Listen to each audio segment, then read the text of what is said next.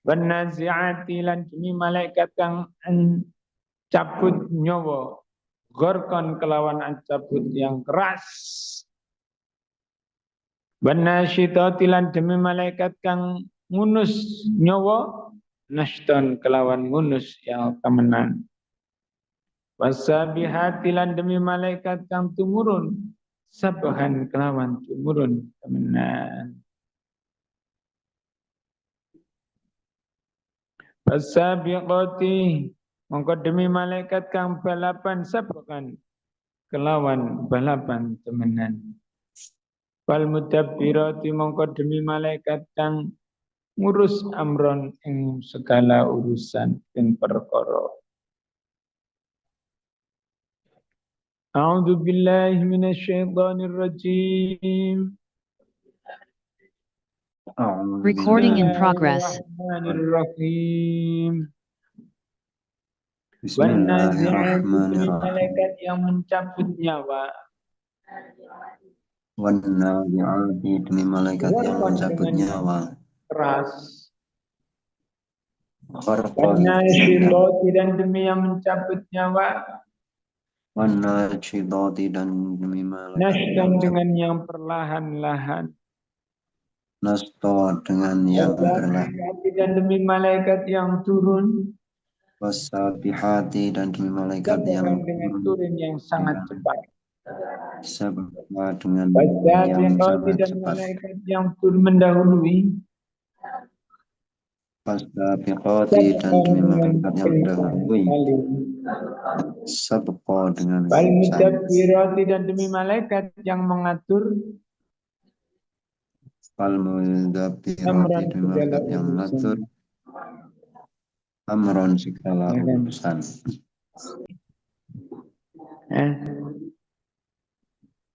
Kira-kira kita nanti masuk di ayat 1 atau ayat 2.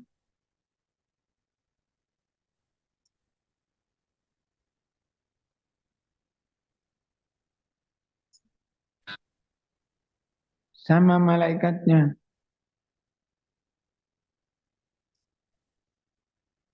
Malaikat naziat wan nasyitat itu sama. Kita itu dibetot dengan kasar, apa ditarik dengan halus. Nyawa yang keluar dari diri kita. Peristiwa pencabutan nyawa ini sebenarnya lebih dahsyat, lebih penting, lebih harus dipersiapkan sedemikian rupa daripada pilpres di dunia.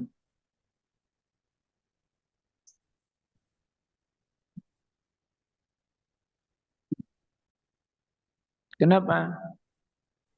Kalau urusan di dunia, kasar atau halus, bisa dicari ilmunya, dicari metodenya, bisa disogok, bisa dengan berbagai macam tim untuk mendukung dan bisa dibayar.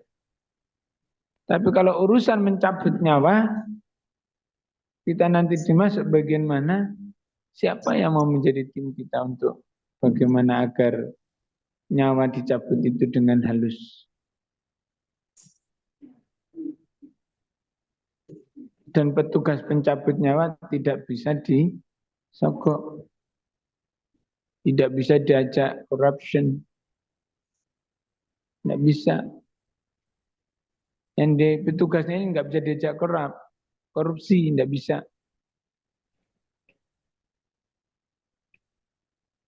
Ya, kalau di sini petugasnya masih bisa, mulai dari penyediaan layanan operator komputernya,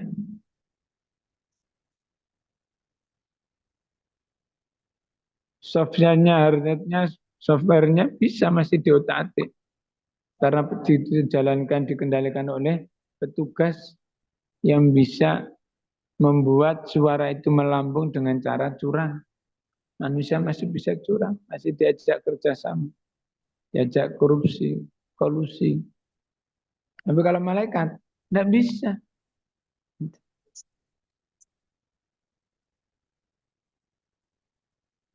Sehingga sebenarnya orang kita ini harusnya lebih heboh, lebih persiapan matang dan lebih menggunakan seluruh potensi kita, resource yang dimiliki oleh kita untuk bagaimana agar bisa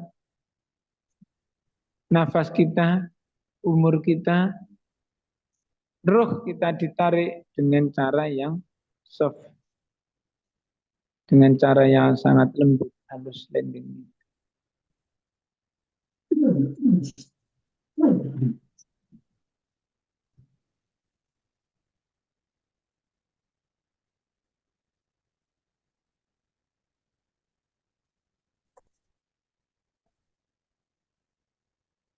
Nah, bisa dilihat ya, bisa ditanya bagaimana orang yang pernah mati dan hidup kembali, yang pernah mengalami mati suri, itu bagaimana? Nggak bisa kita buat cerita. Pernah kesandung atau kebentuk atau tertimpa sesuatu. Begitu sakitnya, padahal itu hanya satu sisi dari kulit atau anggota tubuh kita yang lepas, yang kena sesuatu. Nah, dicabut nyawanya itu setiap inci, setiap pori-pori itu kayak ditutup begitu. Bukan dari luar, tapi dari dalam dipentot. Tarik dengan sangat keras. Rambut satu ditarik sakit nggak? Rambut manapun. Rambut satu aja di sini tarik sakit nggak?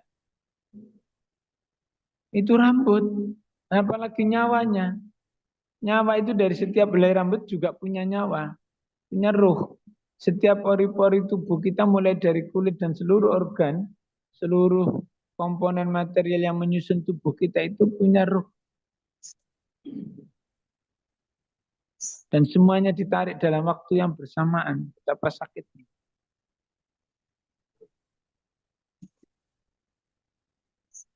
Nggak pernah keseleo, terus dikembalikan ke asalnya, uratnya atau tulang atau ininya, betapa sakitnya itu. Nah, ini semuanya di dalam waktu yang bersamaan. Ayo kita bayangkan, jangan sampai kita itu melupakan tentang hari itu. Karena itu sudah pasti, ya, sudah pasti. Kalau hidup kita ini belum pasti, masa depan kita dunia ini belum pasti. Tapi kalau kejadian itu pasti akan terjadi. Dan malaikat Israel ini yang mencabut nyawa itu setiap hari, setiap saat datang kepada kita untuk mempersiapkan segala sesuatunya untuk menerima perintah Tuhannya. Malaikat Israel itu sesuai dengan waktu yang telah ditentukan. Dan kita nggak bisa lari kemana. Ya. Dilihat dari amal perbuatan kita, iman kita, ilmu kita, sehingga apakah masuk di dalam rukun atau nashta.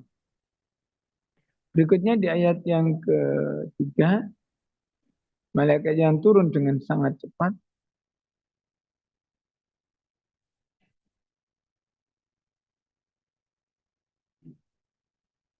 Digambarkan malaikat itu punya 70.000 sayap. Ya, setiap sayapnya itu mempunyai 70.000 apa? Helai. Setiap helainya punya ini berapa helai. Itu dijelaskan kemarin di Al-Marjan kita baca ya. Di Sahih Muslim itu. Kalau kita melihat pesawat itu punya baling-baling berapa dengan kecepatan berapa. Itu bisa dilihat. Semakin cepat baling-baling maka semakin tidak nampak baling-balingnya. Betul enggak? Kalau pelan-pelan masih bisa dilihat satu dua. Kan kenapa?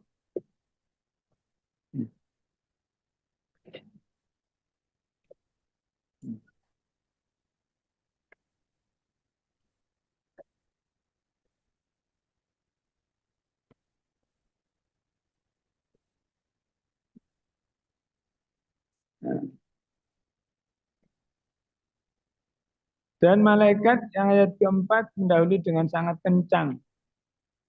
Artinya apa? Sabqan itu sudah cepat, tapi ada lagi-lagi yang sabqan. Malaikat yang mendahulunya lagi. Kalau secara teori, ilmu, maka hari ini misalnya ada penemuan, besok lagi ada penemuan mesti lebih baik, lebih cepat lagi. Kalau misalnya kemarin pakai pesawat yang baling-baling, sekarang sudah nggak pakai baling-baling, yang ini baling ini, maka didownload lagi, maka pakai yang IR909 dan seterusnya, mulai kemudian jet-jetnya naik lagi, selalu ada kecepatan yang lebih lagi. Nah, malaikat itu tidak tertandingi dengan teknologi yang sekarang sudah tercipta.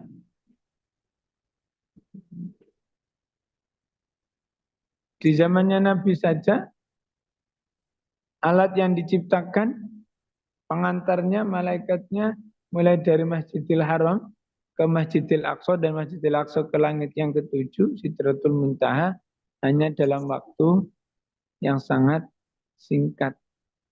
Semalam itu perjalanan, tidak hanya perjalanan, tetapi sudah melakukan komunikasi dan berbagai macam urusan-urusan penting. Melakukan MOU dan sebagainya. Dan sampai hari ini belum ada kecepatan yang dimiliki seperti itu.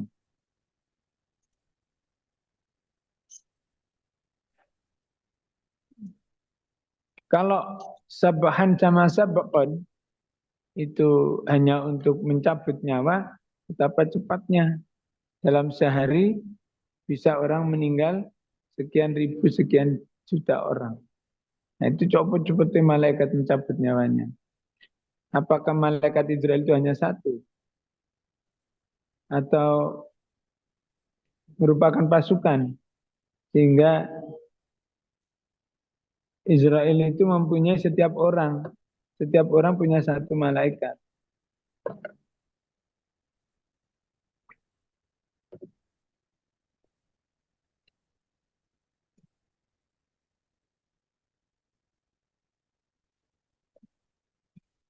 Dan setiap malaikat mempunyai kecepatan yang berbeda-beda.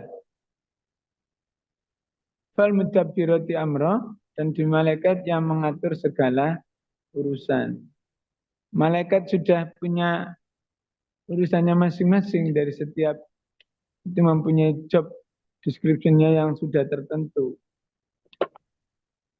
Yang mana segala urusan ini ditentukan oleh Allah pada saat malam Lailatul Qadar. Inna anzalnahu fi lailatul qadar wa ma adraka ma lailatul qadar, lailatul qadri khairun min alfi syahr, tanazzalul malaikatu waruhu fiha bi'izni rabbihim min kulli amrin. Dari semua segala urusan yang ada. Nah, min kulli amrin ini sekarang sampean punya urusan apa sih, enggak diurus malaikat? Laporkan kepada Allah, maka akan tuntas. Segala urusan artinya bukan hanya urusan manusia, tapi urusan alam semesta, kosmos jagat alam raya ini. Nanti sebagian ada mufassir yang mengatakan selain ayat yang kelima, semuanya bersumpah demi malaikat.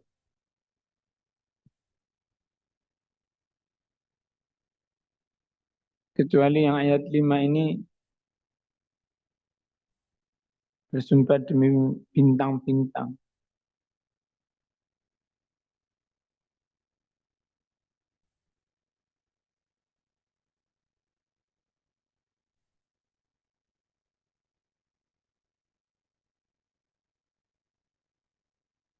Sehingga apa? Ya, berarti urusannya ini baik yang urusan di bumi maupun di langit, urusan dunia, urusan akhirat. Sehingga semuanya menjadi bagian dari kehidupan manusia yang tak terpisahkan, mulai dari kehidupan yang fana sampai di kehidupan abadi nantinya. Bukan hanya urusan yang bersifat material, tetapi juga yang bersifat spiritual rohani, yang bersifat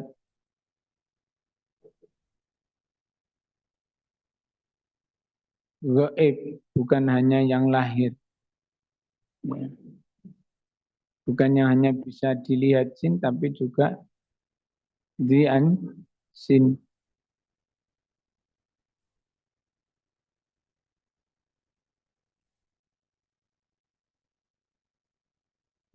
Oke, waktunya habis. Terima kasih. Subhanakallahumma bihamdika. Asyhadu an la ilaha illa anta nastaghfiruka wa atubu ilaik. Ihdinas siratal mustaqim. Siratal anbiya wal mursalin. والشهداء والصالحين المقربين والإنسان الصالحين شهيدين الأولين صراط الذين أنعمت عليهم غير المغضوب عليهم ولا الضالين آمين. Assalamualaikum warahmatullahi wabarakatuh.